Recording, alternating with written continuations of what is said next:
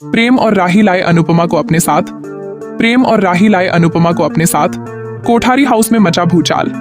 जिस दिन से अनुपमा को कोठारी हाउस में कदम रखते देखा गया, उसी दिन से जैसे हवाओं की दिशा बदल गई हो।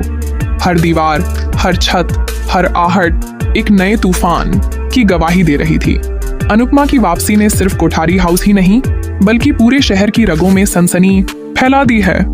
राही की आंखों में सालों का इंतजार और अनुपमा की आंखों में एक ऐसा दर्द जो आज तक किसी ने पढ़ने की कोशिश नहीं की थी। जब दोनों एक दूसरे को देखती हैं, तो वो गले लगकर फूट फूट कर रो पड़ती हैं। लेकिन उन आंसुओं के पीछे छिपा है एक ऐसा सच जिसे अगर उजागर कर दिया गया तो सिर्फ कोठारी हाउस नहीं, बल्कि पूरी व्यवस्था हिल जाएगी। प्रेम की एंट्री ने सारा माहौल और भी भावनात्मक बना दिया। सालों से छुपा दर्द उसके चेहरे पर छलक उठा। अनुपमा से लिपटकर उसने कहा, अब और छुपाना मत। मैं जानता हूँ उस रात सिर्फ आर्यन की मौत नहीं हुई थी, बल्कि किसी और की जिंदगी भी खत्म हुई थी, और वो थी तुम्हारी। सब सन्न रह जाते हैं, लेकिन अनुपमा की आंखों में अब आंसू नहीं थे, अब वहां थी आग। हाँ, प्रेम, अनुपमा बोली। उस रात मैंने आर्यन को मरते हुए देखा, लेकिन उसके पास जो था वो किसी भी इंसान को तबाह कर सकता था। एक पेन ड्राइव जिसमें थे कोठारी हाउस के सबसे घिनौने राज।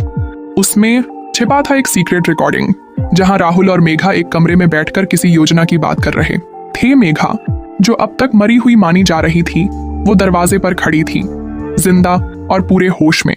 उसने सबके सामने ऐलान किया, आर्यन मेरा बेटा था और राहुल उसका बाप, लेकिन अनुपमा उसे मां की तरह पाल रही थी।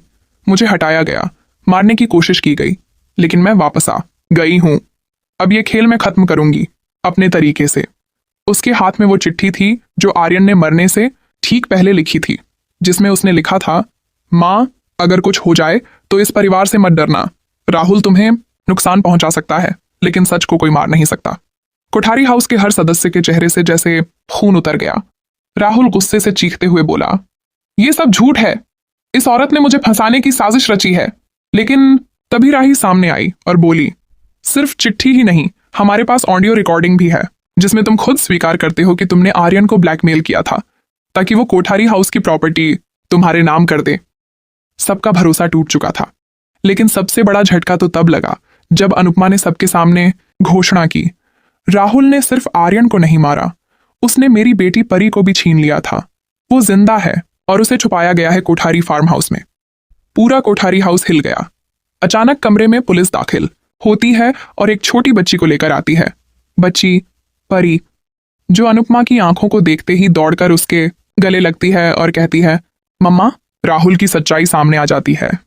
उसने न सिर्फ हत्या की थी, बल्कि सालों तक एक मासूम को उसकी मां से दूर रखा था। पुलिस उसे गिरफ्तार कर लेती है, लेकिन ड्रामा यहीं खत्म नहीं होता।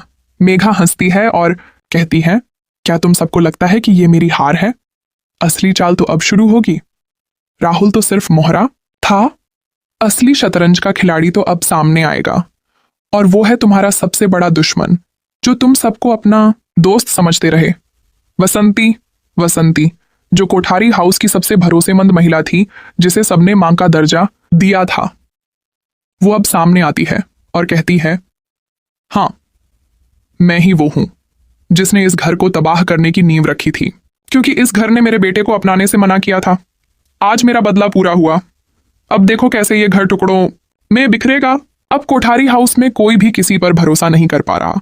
अनुपमा, प्रेम और राही को अब एक बहुत बड़ी लड़ाई लड़नी है, न सिर्फ कोर्ट में, बल्कि रिश्तों की उस परत में जो धोखे और साजिश से भरी है।